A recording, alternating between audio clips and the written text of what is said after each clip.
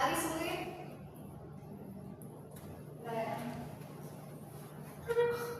Nah, jadi reformasi itu merupakan suatu proses perubahan besar dalam sistem pemerintahan politik, ekonomi, dan kehidupan sosial suatu negara dengan tujuan untuk memperbaiki keadaan yang dianggap tidak adil, tidak transparan, dan tidak berpihak kepada rakyat. Nah, jadi reformasi ini merupakan suatu perubahan yang terjadi dalam sistem pemerintahan suatu negara ya, karena di negara tersebut tidak bisa terjadi, tidak ada kestabilan politik.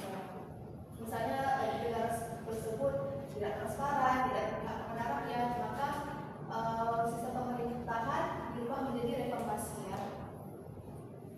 Nah, sebelum ada yang tahu nggak kenapa sih pada tahun 98 Indonesia mengubah sistem pemerintahan dari yang awalnya masa Orde Baru berubah menjadi masa reformasi? Ada yang tahu nggak kenapa Indonesia mengambil sistem pemerintahan reformasi? Biar tahu otoriter lagi Bu. Ya? Biar tahu otoriter lagi.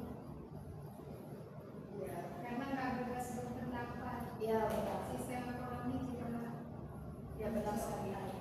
Jadi alasan kenapa Indonesia mengambil sistem reformasi adalah, jadi reformasi ini lahir karena adanya ketidakpuasan rakyat terhadap pemerintahan pada masa Orde Baru.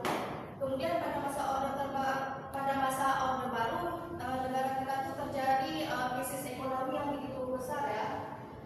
Juga terjadinya KKN atau korupsi, kolusi dan juga nepotisme. Sehingga mahasiswa, rakyat, dan juga berbagai elemen bangsa menuntut perubahan sistem pemerintahan untuk menuju demokrasi. Sehingga pada tahun 98 Presiden Soeharto pun mundur